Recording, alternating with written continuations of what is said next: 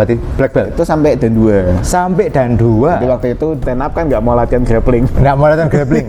Yang grappling kadang-kadang males stand up Malah juga. stand up juga. Dari 0 lama-lama nggak 1 tapi 0,01, 0,02, lama-lama 0,1, lama-lama 1, lama-lama 1, berapa. Ini menurutku ya. Tapi kalau orang buka tempat latihan untuk meraup cuan itu. Oke, hari ini kita ada di Kota Semarang dan hari ini saya mau ngobrol-ngobrol sama bos Kota Semarang hari ini. Oke, ini kita ketemu dengan namanya Antoni. Antoni ini backgroundnya saya kenal dari tahun 2000 berapa tahun?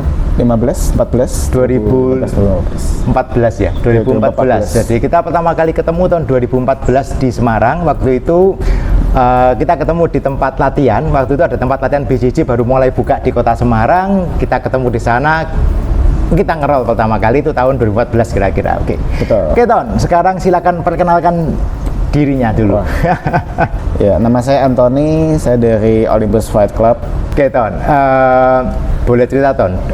Antoni ini kan sekarang ngerti BJJ, ngerti bela diri yang lain juga, ya kan? Kalau nggak salah kan judo, ya kan? Backgroundnya ada judo sama taekwondo. Taekwondo ya. Terus sekarang Antoni ini kan buka tempat latihan. Jadi Antoni ini punya tempat latihan di Kota Semarang, namanya Olympus Fight Club. Oke, jadi Olympus Fight Club, dan kita hari ini mau ngobrol-ngobrol backgroundnya Antoni itu gimana, kenapa sampai buka Olympus Fight Club ini, terus ya yang lain-lainnya. Oke, kita akan ngobrol sekarang. Oke, Ton, silakan cerita, Ton. Pertama kali dulu itu waktu kecil kok, atau mulai kapan? Mulai belajar bela diri itu mulai kapan? Mulai belajar bela diri itu berarti 2002. 2002 itu aku berarti kelas 2 SD. Aha. Taekwondo sampai 2014. Nah, 2014 waktu itu ya bosen lah ya. Bosen. Itu sampai apa berarti? Black belt? Itu sampai dan 2. Sampai dan 2. Jadi waktu itu dan 2, habis itu aku tuh lebih kayak wasit gitu. Oke. Lebih kayak diklat wasit. Oke. Jadi bukan yang model atlet tapi yang model wasit. Habis itu sebenarnya tuh mau nyari judo. Jadi sebenarnya nggak kepikiran untuk BJJ. Jadi waktu itu mau nyari judo. Ketemulah dojo. Ketemunya anak kecil. Jadi waktu itu aku kuliah. Jadi gede dewe gitu loh, besar sendiri di dojo itu. Lah kan yang lain anak kecil masih SD, SMP ya kan nggak ini juga. Nggak seru. Habis itu ketemulah di tempat Koifan di Battle Point. Itu tahun 2000 ya 2014 itu. Betul. Berarti oke. 14 kuartal 3 apa berarti? Agustus September akhir. Oke. Jadi dan itu ya kurang lebih tahun-tahun itu saya barusan menikah. Kebetulan istri saya juga orang Semarang. Saya akhirnya sering ke Kota Semarang. Nah, mampir ke tempat latihannya Antoni waktu itu. Apa namanya, Battle Point ya waktu itu ya. Nah, salah satunya yang ngelatih di sana adalah Coach Ivan. Coach Ivan ini sampai sekarang juga sudah brown belt ya. Sudah brown belt juga. Nah, kalau ada interviewnya, saya pernah interview juga Coach Ivan beberapa tahun yang lalu. Oke, nah sekarang kita ngobrol sama Antoni sekarang. Nah, Ton, setelah itu kamu masih aktif taekwondo juga, judo juga, atau terus akhirnya mulai beralihnya lebih full ke BJJ kan? Lebih full ke BJJ. Jadi taekwondo tak tinggalin karena ya itu bosan. Habis itu judo waktu itu kalau awal 2014 tuh masih nyari kok. Masih nyari. Jadi waktu itu aku start judo lagi tuh mungkin 2015. Jadi next year baru aku ketemu dojo yang isinya orang dewasa. Waktu itu sama bapak-bapak polisi. Nah, terus aku mulai lagi, tapi ya on off sampai sekarang. Tapi berarti aku ikut BJJ, habis itu ikut tinju juga. Tinju kan dulu di Sasana Rambing. Mantap. Habis itu ikut di tempat Ivan juga, habis itu ikut sama Ko Agus Jakare. Sekarang di Bali kayaknya. Iya kan di Bali. Betul. Ya, jadi itulah. Sip. Oke. Ton, kamu kan belajar bela diri itu berarti dari kecil sudah belajar bela diri. Ada nggak alasan spesifik kenapa kok kepingin belajar bela diri? Karena anak-anak zaman sekarang ini kan, zaman sekarang ini daripada belajar bela diri banyak lebih baik main PS, main handphone, main whatever lah ya Roblox. kan. Roblox ya kan. Nah, kenapa waktu itu kok tertarik? Waktu itu seingatku loh ya gue, seingatku tuh karena kayak terlalu banyak nganggur di rumah. Terus disuruh mamaku latihan aja, karena waktu itu dojangnya dekat rumah. Nah waktu itu sih gitu, cuman lama-lama kan ya suka sendiri kok. Betul. Jadi waktu itu memang tidak bisa main game karena ya tidak ada gadget zaman dulu. Tidak punya teman karena teman rumahnya jauh-jauh. Jadi ya wes beneran nganggur di rumah, seingatku beneran nganggur di rumah, terus ya wes ikut di latihan aja. Nah itu jadi sekali lagi ini kalau yang orang tua punya anak itu bukan anaknya sukanya main di gadget sebetulnya, kadang-kadang juga orang tuanya harus nyuruh orang tuanya yang nyuruh anaknya untuk latihan ya. Karena anak kalau milih yang enak kan. Sekarang kan jadi guru les juga. Nah, sekarang profesinya ini jadi guru les juga ya kan. Lebih anak-anak tuh cenderung pasti akan milih yang lebih enak lah, lebih enak main daripada latihan. Padahal manfaatnya latihan kan banyak. Manfaatnya apa tuh? Dapat apa yang dapat tuh? Ada nggak yang maksudnya relate dari kamu latihan dari kecil, latihan bela diri sampai kamu jadi besar sekarang itu ada yang relate nggak? Poin-poin apa sih dari? Yang pasti sih ini ya, mungkin lebih kayak soft skills, lebih disiplin, lebih menghargai waktu, lebih menghargai orang lain. Mungkin lebih tegas, bisa take decision. Habis itu menghargai peraturan, menghargai apa ya, semuanya sih sebenarnya sih. Jadi kadang aku lihat orang lain mungkin tidak sedisiplin aku atau nggak setegas gimana gitu ya. Itu kadang agak nggak bisa relate, tapi ternyata karena aku dibesarkan seperti ini jadi aku terbiasa dengan disiplin pas latihan, itu semua nih helps. It helps a lot. Nah, itu nilai-nilai yang sebetulnya bisa dapat dari belajar bela diri yang nggak bisa didapat kalau nggak latihan. Jadi kalau kita nggak pernah latihan nggak relate pasti dengan apa yang kita ngobrol, tapi kalau mulai anaknya misalkan punya anak diikutkan, atau Anda yang sudah dewasa pun ikut latihan, tetap dapat, pasti akan dapat things yang dapat ya. Betul. Nah, itu semua tidak akan diajarkan di sekolah, sampai kuliah pun nggak bakal dapat. Oke. Nah kita ngobrol sekarang, kita ngomong bela diri itu kan luas ya kan, luas. Menurut Anthony itu bela diri itu sekarang kayak kita ngomong BJJ lah, saat ini kita ngomong BJJ itu lebih ke condong ke sportsnya atau lebih suka lihat ke sisi self defense-nya? Aku dua-duanya. Jadi kalau di faktor sport ya ngerti misalnya leg lock atau asigurami gitu-gitu. Cuman di faktor self defense-nya penting juga. Karena kalau nggak kepake ya kurang aja. Something's missing gitu. Ya mesti belajar juga. Belajar. Jadi, bukan cuma sport. Betul. Jadi cuman kalau waktu latihan ya lebih banyak aspek sportnya ya. Iya pasti. Kecuali waktu latihan MMA. Kalau latihan MMA mau tidak mau ya kita belajar striking, defense, takedown, defend. Betul. Ship. Mix. Nah kan ini kita ngobrol dengan Anthony ini kan dia paham dua tools ya kan, dia black belt juga di taekwondo, juga belajar striking. Nah kira-kira menurut Anthony big difference-nya apa Ton? Antara kamu belajar bela diri yang standing misalkan kayak ya tinju, kita belajar taekwondo, dengan Anda belajar BJJ mostly kan takedown dan grappling, itu ada big difference nggak?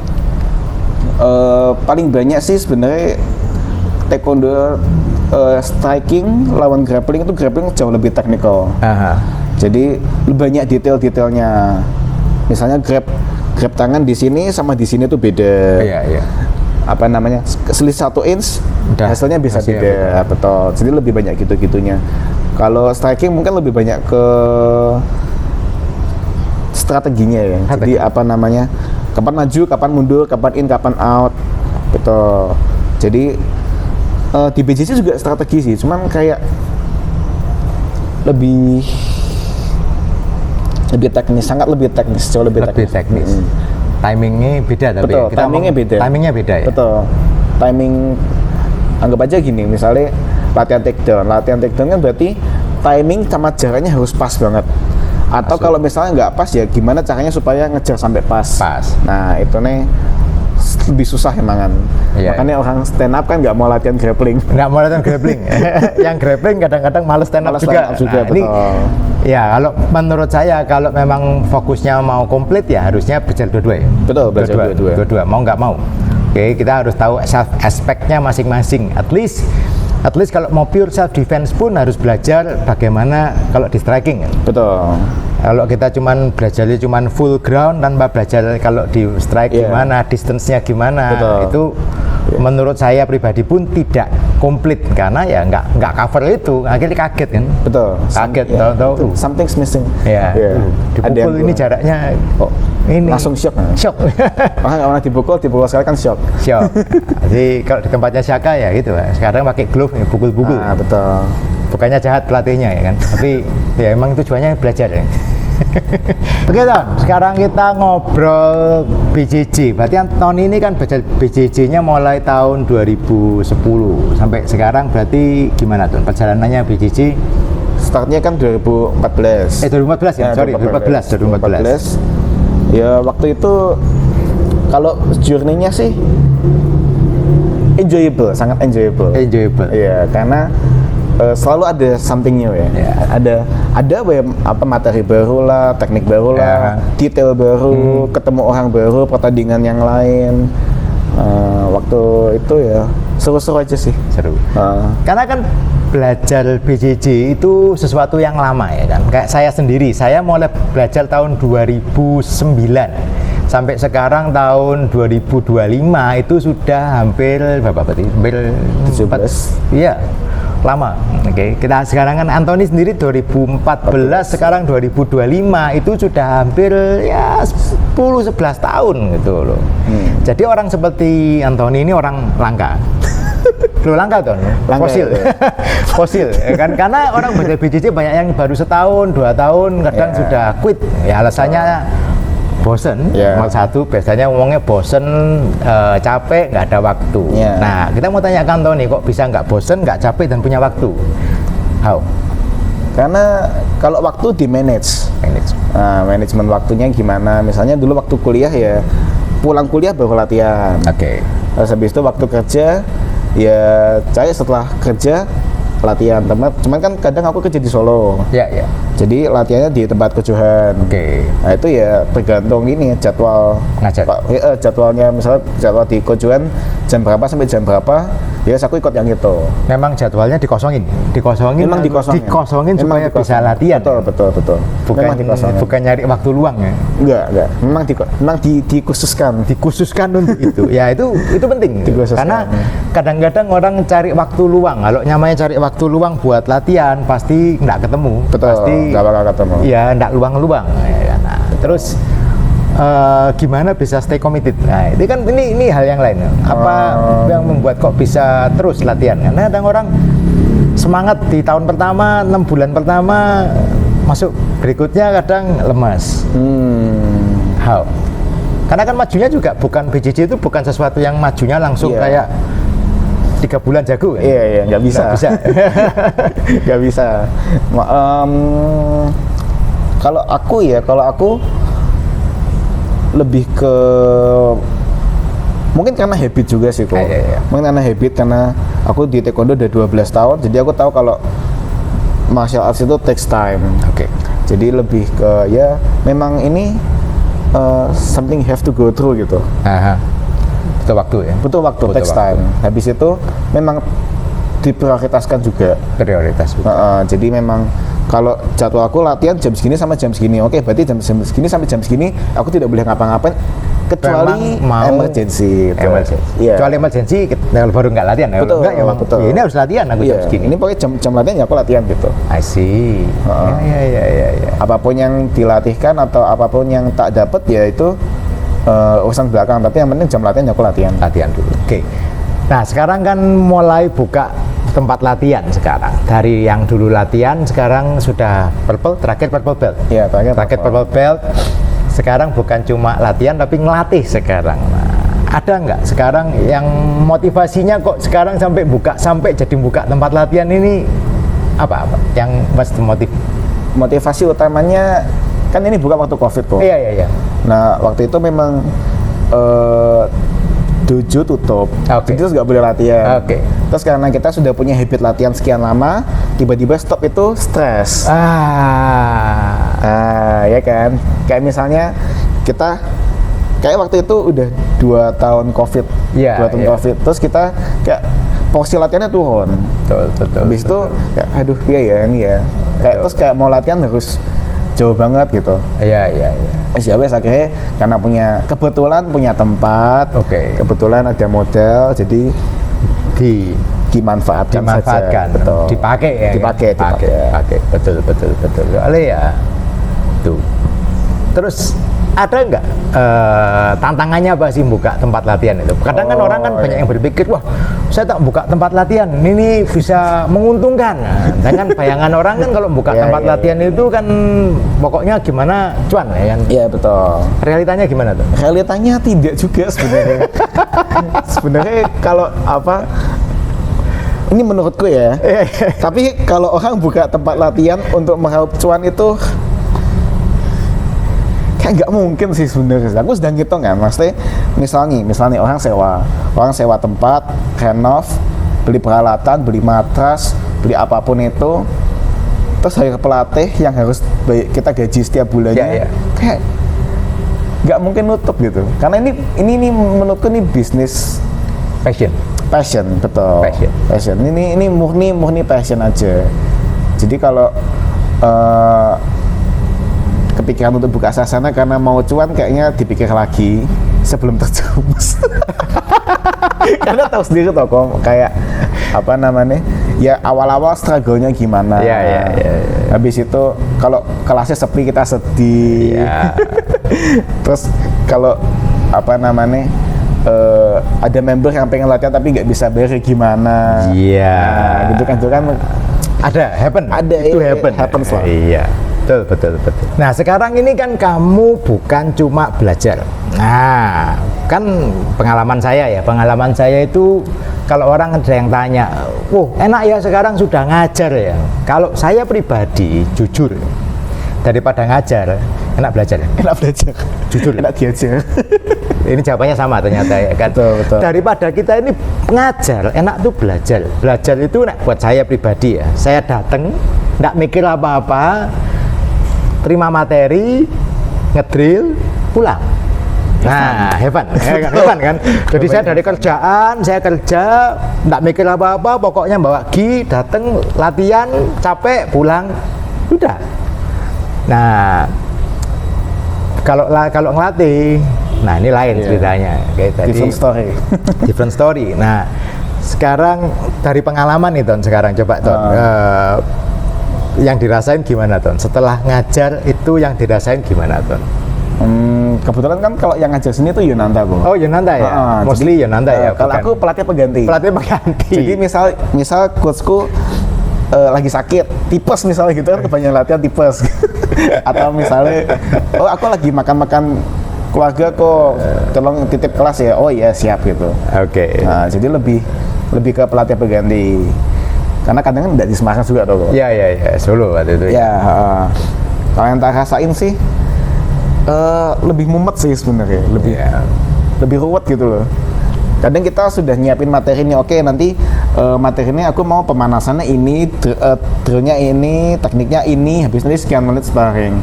Terus ternyata waktu pemanasan ternyata membernya datang telat. Nah, ya kan. Habis itu ya ada time wasted, padahal kita udah ngatur misalnya waktunya ini 30 menit misalnya gitu.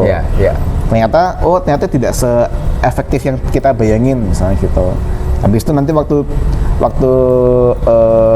teknik nih, kupikir tekniknya sudah tidak sesulit itu, tapi ternyata ada member-member baru yang baru datang nih, masih belum zero. Bisa. Betul. Dari itu kan awal nanti miss malah takutnya trauma, wah kok angelmen gitu. Nah, takutnya sih seperti itu. Ya.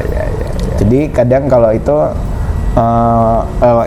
untuk menyiasati itu Olympus tak bagi dua.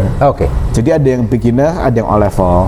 Di jam yang sama? Oh, beda jam. Jadi jam pertama itu khusus beginner. Oh. Jadi kayak materi ukemi, frame, habis itu roll depan, roll belakang, pokoknya basic, escape, pin itu pas beginner. Pas beginner. Nanti waktu O level baru masuk ke submission. Oke. Habis itu live rolling itu O level semua. Jadi kalau orang baru datang nggak kaget. Oke. Nah, jadi penting itu ya. Iya. Anak baru dikasih materinya. Nah, itu sangar-sangar ya kan. Iya kan, Muhammad juga. Iya, kasihan Muhammad dua belah pihak. Della Riva ke Berimbulu kan. Wah, ya itu. Oke. Nah, sekarang ceritain dikit Don. Di Olympus ini ada apa aja? Ada ngajarin apa aja? Terus gimana deh? Ceritain deh, boleh deh. Oke. Kalau di Olympus ini kita memang ada BJJ, Muay Thai, boxing, sama MMA. BJJ, Muay Thai, boxing, MMA. Terus akhir-akhir ini kita baru mulai judo. Judo? Wah, judo komplit. Komplit. Jadi apa namanya ya? Memang combat sport. Combat sport. Betul. Terus kalau BJJ-nya berarti sini apa? Gi, no-gi atau? BJJ kita no-gi. Basically kita no-gi, tapi akhir-akhir ini kita main gi juga. Main gi juga ya? Mulai ada peminat? Pada mulai ada peminatnya. Kayak, cuman ya karena gi itu kan ini ya, mahal ya. Ya. Jadi gi-nya tuh memang mahal, terus nggak semua orang bisa punya. Bisa cicilan untungnya sekarang. Iya. Bisa cicilan. Cuman kadang kalau memang orang pengen dan apa namanya belum punya Giko, ya wes tak pinjemin dulu gitu. Oke, enggak apa-apa. Oke. Yang penting minat dulu, Bo. Minat dulu ya. Karena kan memang ya kalau saya pribadi ya, kalau namanya kita belajar BJJ itu mesti bisa dua-dua sih. Mau gi ataupun no gi. Orang bilang kadang, kalau no-gi itu lebih bisa buat fight. Kalau menurut saya enggak selalu gitu loh. Karena ngomong di luar kan jarang ketemu orang enggak pakai baju gitu. Realitanya ya, betul. Entah pakai kaos, ada pakai hoodie lah, pakai jaket lah, pakai celana, itu ada sesuatu yang bisa di-grip. Menurut saya lebih realis pakai ada yang ditarik gitu. Masanya kalau kita pakai kaos kan ditarik sekali sobek kaosnya. That's the point kan. Ya betul. Poinnya kan di situ. Ada gi kan emang tarik. Iya. Jaket, apapun itu kan ada yang pokoknya nempel bisa ditarik. Bisa dipegang. Bisa dipegang ya. Oke. Satu tahun terakhir belum terakhir banget. Anthony ini kita juga kenalnya sebetulnya dia menyelenggarakan competition. Oh iya. Yang menarik ini Semarang ini yang menarik karena Semarang ini ada Anthony sering ngadain competition. Iya betul. Boleh cerita Ton, why you start competition di Semarang Ton? Basic alasannya karena tidak ada di Semarang kok. Karena tahu sendiri waktu itu kan kita mulai 2014 itu kan adanya ISC. Itu tuh paling dekat kita tuh ke Jogja. Ya, saya juga ke Jogja. Waktu itu kan kita juga tadi di Jogja. Atau ke Hudia ngebaset kayaknya. Pernah. Iya, Jogja. Habis itu ke Jogja, Surabaya, Jakarta, Bandung. Nah, itu kan Surabaya. Iya, Surabaya. Ini cost a lot of money gitu. Jadi buat anak-anak Semarang kita waktu itu ya habisnya untuk pertandingan itu lumayan mahal. Iya kan. Kerasa pasti. Perjalanan, kadang nginep, makan. Betul. Transportnya berapa, makannya berapa, hotel, biaya pendaftaran. Iya. Habis itu yang Jawa Tengah ini adanya di Solo. Paling dekat tuh sebenarnya ke Solo. Cuman tuh kayaknya udah jarang gitu. Pertandingan grappling. Solo lebih banyak ke ini ya, Muay Thai. Iya, banyak striking. Striking banyak. Kalau BJJ jarang. Habis itu memang kebetulan ada kesempatan. Waktu itu sebenarnya kita mau bikin event untuk ulang tahunnya Olympus kok. Oke. Jadi memang waktu itu first anniv atau second ya? First kayaknya. Lawan Sewu 2023. Itu sebenarnya kita mau bikin event buat kita sendiri. Cuman setelah dipikir-pikir, kok ini ya? Kenapa nggak sekalian gede aja gitu loh? Boom. Ya, betul. Iya. Habis itu kebetulan ada kenalan juga di yang punya di venue. Venue-nya. Oke. Habis itu ternyata disupport juga. Habis itu ya udah kita jalanin lah gimana. 2 kali ya sudah nih. Iya, yang grappling udah 2 kali. Sudah 2 kali. Dan ini mau ngadain acara lagi kan? Iya, ini habis ini ada Semarang Fight Night. Semarang Fight Night di Tentrem Mall. Tentrem Mall tanggal berapa itu? Tanggal 8 Februari. 8 Februari. Oke. Sip. Oke Don, last one Don sekarang Don. Kamu kan sudah latihan 14, berarti berapa nih? 10 tahun, 10 tahun. Latihan BJJ ini, kita ngomong spesifik BJJ aja kan. BJJ kamu udah 10 tahun Don. Ada nggak message buat orang yang sekarang baru belajar BJJ, mungkin baru tahun pertama, tahun kedua, atau malah yang baru mulai BJJ? Nah, ada nggak message buat yang baru-baru mulai Don? Message-nya adalah harus sabar sih. Sabar. Karena BJJ itu development-nya tuh nggak gini. Development-nya tuh gini. Mudah nggak sih? Iya. Grafiknya itu nggak lurus ke atas. Kadang kalau kita belajar striking kan kita kan merasa grafiknya gini toh kok. Iya. Pukulan lebih keras. Betul. Pukulan lebih keras, lebih akurat, lebih keras, lebih cepet. Iya. Habis itu strategi nambah, bla bla bla. Jadi pertumbuhannya bisa gini. Iya, gradual ya. Kerasa. Nah di BJJ ini emang something else emang. Jadi kalau nggak merasa bertumbuh, sebenarnya itu bertumbuh cuman nggak kelihatan. Iya. Jadi eksponensial. Iya, iya. Nah, gitu. Jadi memang dari 0 lama-lama nggak 1 tapi 0,01, 0,02, lama-lama 0,1, lama-lama 1, lama-lama 1, berapa gitu. Jadi menurutku sih lebih banyak sabar, tetap latihan, disiplin. Yang penting tetap latihan sih sebenarnya karena rutin itu penting sih. Mau gimana pun kalau kita rutin latihan pasti skillnya nambah kok, nggak mungkin nggak. Iya. Gitu. Kalau merasa turun ya mungkin lawanmu ya lebih jago aja basically. Atau misal lawan Kohudi gitu, mas masa kayak bego. Ya masuk akal karena Kohudi sudah latihan sekian belas tahun. Lebih lama aja. No problem sebenarnya. Kadang kan ada yang down gitu. Iya. Rasanya kan kok nggak maju-maju. Iya betul. Bukan nggak maju, kadang-kadang kan masalahnya teman latihannya juga maju.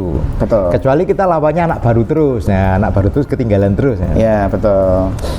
Kadang gitu lah. Kadang kalau aku ngomong sama teman-temanku sih, kalau di BJJ itu ada yang 3 level kok. Ada yang di bawah. Di bawah kita ada yang setara, ada yang di atas. Oke. Nah, gitu. Kalau mau nyoba teknik aneh-aneh, coba sama anak baru. Mainnya mana baru. Kalau mau coba attack, coba defense sama yang setara. Habis duel. Coba-cobalah. Coba. Mau ngapain? Gagal ya udah. Cuman harus bisa attack, bisa defense. Yeah. Kalau sama upper belt, wah itu defense way. Apa namanya? Jadi kayak prioritasnya shifting loh, Bro. Shifting. Jadi kalau sama lower belt, prioritasnya attack. Kalau sama setara ya 50-50. Harus bisa attack, bisa defense. Tapi kalau sama upper belt, wah ini ya prioritasmu harus di defense karena dia pasti attack kita. Ya betul. Makanya kadang-kadang ya ini realitanya tuh kadang kebalik. Justru kalau sama yang setara takut. Ya kan? Iya. Sama yang setara nanti daripada kena saya mainnya hati-hati. Jadi mainnya malah nggak nyoba kan? Iya betul. Nah herannya biasanya sama yang senior mainnya galak. Iya. Karena harapannya kan, wah saya kalau bisa ngetepin yang purple belt kan pride. Harapannya sih kadang gitu, bener ya? Iya betul. It happen. Ada yang kayak gitu. Happen gitu. Menurut saya jangan. Bener yang tadi diomong Anthony. Jadi kalau sama yang baru, bolehlah kita coba-coba. Lebih banyak attack. Kalau sama yang setara, ya eksperimen lah, all out, mainnya all out. Betul, all out. Attack, defense, jual beli. Betul. Kalau sama yang lebih senior, lebih banyak defense harusnya. Karena kalau maksa attack, bolong semua malah. Betul. Dan pasti attack-nya upper belt itu jauh lebih bagus. Jadi kita rapi. Iya, lebih rapi, lebih apa ya? Ya lebih bagus aja. Jadi kita kalau belajar defense-nya lebih masuk gitu. Wush, mantap. Oke Ton, thank you ngobrol-ngobrolnya. Tapi satu lagi sebetulnya ada teknik nanti akan di-share sama Anthony. Tapi di video berikutnya. Oke guys, see you on the mat. Us.